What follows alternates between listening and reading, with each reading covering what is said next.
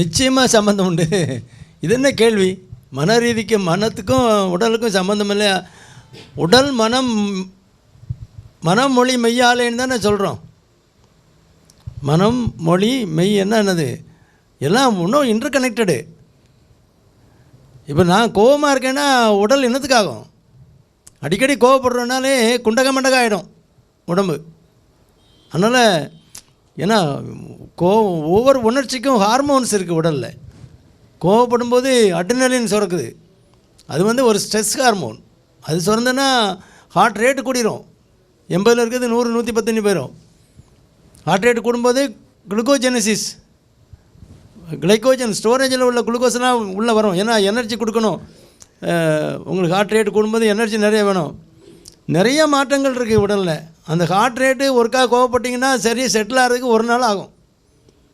ஒரு 2 நிமிஷம் கோவப்பட்டாலே செட்டில் ஆகிறதுக்கு ஒரு நாள் ஆகும்.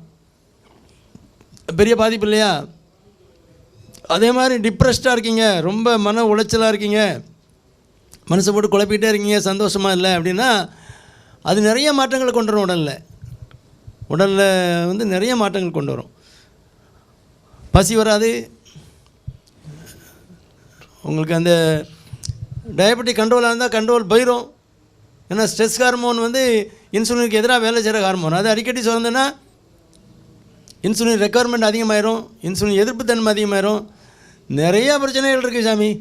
அதனால் மனசு ஒழுங்காக இல்லைன்னா அவன் மனிதன்னாலே அவன் மனசுக்கு சொந்தக்காரன்னு அர்த்தம். அவன் மனசு ஒழுங்காக இல்லைன்னா மனுஷனே இல்லை. முதல்ல மனசை ஒழுங்காக வச்சுக்கணும், அதுக்கு முயற்சி எடுக்கணும். அது ரொம்ப ஒன்றும் முயற்சி எடுக்க வேண்டியதில்லை. இயற்கை என்ன சொல்லுதோ அதை பாட்டில் நடந்து அதுபடியாக போயிட்டே இருந்தால் பிரச்சனை கிடையாது. இயற்கைக்கு மாறாக போகும்போது தான் பிரச்சனை வருது, கோபம் வருது, எல்லாம் வருது. அதனால் மனதுக்கும் ரொம்ப தொடர்பு உண்டு. அதனால் மனசை ஒழுங்காக வச்சுங்க. மனசை பார்த்துக்க நல்லபடி பாட்டு இருக்கல. ஆமாம்.